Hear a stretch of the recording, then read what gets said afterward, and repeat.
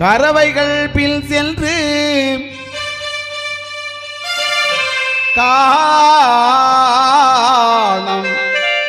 சேர்ந்து உண்போ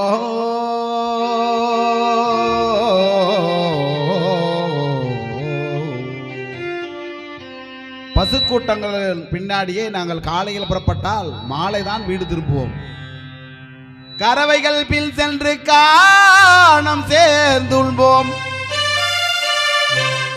அறிவொன்றும் இல்லாத ஆய்குலத்து எங்கள் மனதில் வஞ்சம் இல்லை. அறிவொன்றும் இல்லை என்றால் நாம் நினைப்பதை போலல்ல, வஞ்சம் இல்லை. பிறரை கெடுக்க வேண்டும் என்ற எண்ணம் இல்லை. புறம் கூற மாட்டோம், பொய் சொல்ல தெரியாது, வெகுளியாக இருப்போம். அதைத்தான் சொல்கின்றார். அறிவொன்றும் இல்லாத ஆய்குலத்து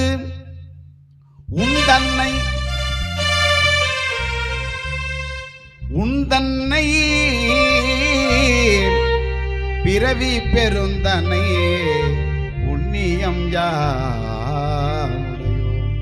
எங்களுக்கு என்ன பெருமை தெரியுமா?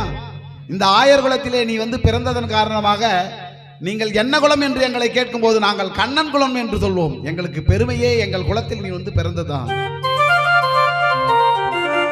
அறிவொன்றும் இல்லாதாய் குலத்து உந்தன்னை பிறவி பெருந்தனை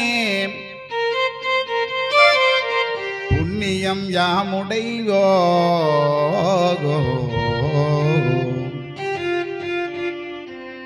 குறை ஒன்றும் இல்லாத கோவிந்தாம் கோவிந்தாம் கோவிந்தாம்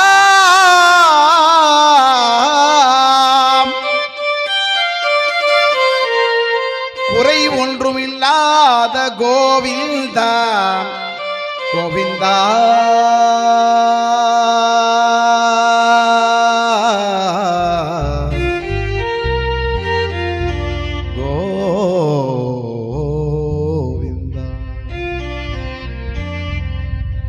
நமக்காக பகவான் தனது நிலைகளை விட்டு கீழே இறங்கி வந்து அவதாரம் செய்கின்றான்.